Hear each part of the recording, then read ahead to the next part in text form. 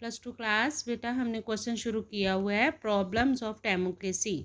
आज बेटे उसकी हम नेक्स्ट प्रॉब्लम करेंगे, वो है बेरोजगारी, जिसे इंग्लिश में बेटा कहते हैं अनएम्प्लॉयमेंट।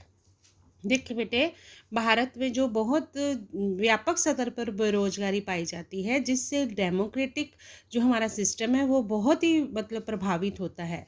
क्योंकि बेटा बेरोजगारी एक और तो व्यक्ति को चोर डाकू लुटेरा बना देती है। जब उसके पास कोई काम नहीं है करने के लिए, सरकार उसे कोई काम नहीं दे पाती, तो वो व्यक्ति जो है चोर बन जाता है, डाकू और लुटेरा बन जाता है। तो दूसरी ओर क्या करता है, सामाजिक तनाव भी पैदा होता है समाज में, क्योंकि ऐसे लोग आंदोलन करते हैं, क्रांतियां करते हैं, जिससे समाज में तनाव टेंशन बनी रहती है। इसी के कारण जो है इंडिया में डेमोक्रेटिक पार्टी उतनी सक्सेसफुल नहीं हो पाई जितनी होनी चाहिए थी। क्योंकि यहाँ के जो नवयुवक हैं, नवयुवक मतलब जो नौजवान लोग हैं, बच्चे हैं, उनमें जो है असंतोष पाया जाता है और उनका डेमोक्रेसी से विश्वास उठ जाता है। ऐसे लोग जब डेमोक्रेसी पर विश्वास ही नहीं करते, तो वो डेमोक्रेसी को ख़त्म करना चाहते हैं, जो एक प्रॉब्लम बन जाती है डेमोक्रेसी के लिए। नेक्स्ट है 5th पॉइंट, जातिवाद, कास्टिज्म।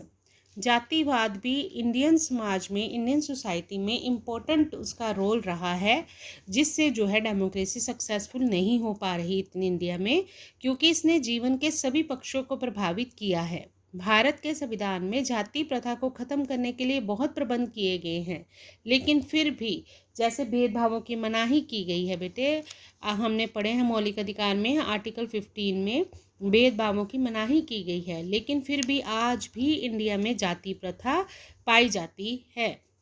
बहुत से जो है राजनीतिक दल जाति के खिलाफ प्रचार करते हैं और चुनावों में उम्मीदवारों का चुनाव करते हुए भी उम्मीदवार और मतदाताओं की जाति का विशेष ध्यान रखा जाता है।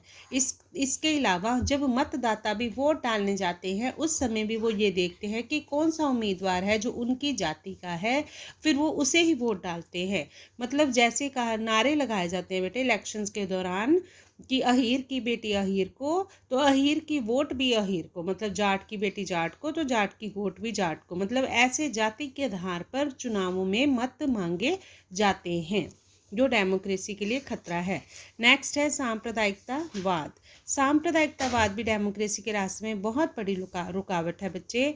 आपको पता है इंडिया का विभाजन सांप्रदायिकता के आधार पर ही हुआ है। सांप्रदायिकता का मतलब होता है बच्चे अपने धर्म से प्यार करना और दूसरे धर्मों के प्रति कोई मन में आदर्श भावना नहीं रखना, मतलब नफरत की भावना होना।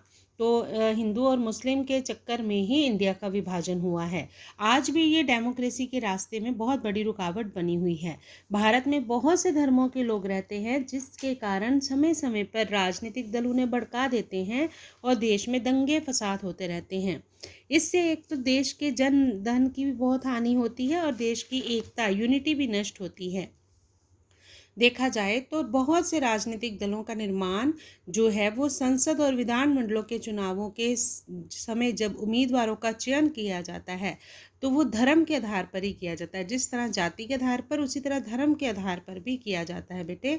इसी कारण आज भारत में जो राजनीति है उसका सांप्रदायिकीकरण हो चुका है, ऐसा माना जाता है। ठीक है बच्चे, मतलब अलग अलग धर्म के लोग जो है वो अपने अलग अलग राजनीतिक दलों का निर्माण कर लेते हैं। तो ये थी बेटे डेमोक्रेसी की जो मेन प्रॉब्लम्स है जो इंडिया में आ रही हैं।